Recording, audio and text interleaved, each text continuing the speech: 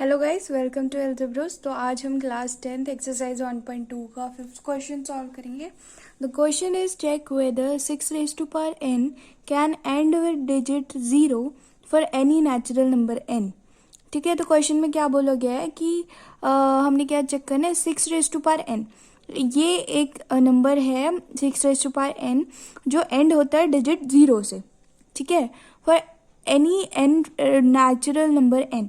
ठीक है, और n जो है वो नेचुरल नंबर है।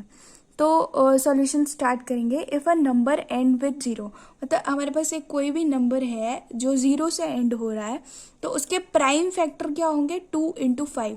2 इंटू 5 का मतलब है कि जब हम 2 इंटू 5 को मल्टीप्लाई करेंगे तो आएगा 10, है ना। तो लाइक अगर हमारे पास 2 इंटू 5 का एक पेयर होगा तो एक ज़ीरो आएगी लास्ट में। अगर 2 इंटू 5 के दो पेयर होंगे तो 2 ज़ीरो लास्ट में आएगी, और अगर इसके 3 पेयर होंगे तो 3 ज़ीरो लास्ट में आएगी। ठीक है, तो हमें डिजिट लास्ट में ज़ीरो लाने के लिए मल्टीपल क्या होना चाहिए, हमारा प्राइम फैक्टर में एक 2 इंटू 5 का होना चाहिए। तो चलिए स्टार्ट करते हैं सॉल्यूशन। तो हमारे पास है 6 रेज टू पावर n। तो इसके प्राइम फैक्टर्स क्या बनेंगे, 6 के 2 into 3 raise to power n। कैसे बनेंगे, 6 2 ज़ा 2 3 ज़ा कितने होते हैं, 6 और 3 1। तो हमारे पास क्या बन गए, 6 के प्राइम फैक्टर्स 2 इंटू 3। मतलब हमारे यहाँ पे 2 तो है पर 5 तो हमारा अवेलेबल ही नहीं है इधर।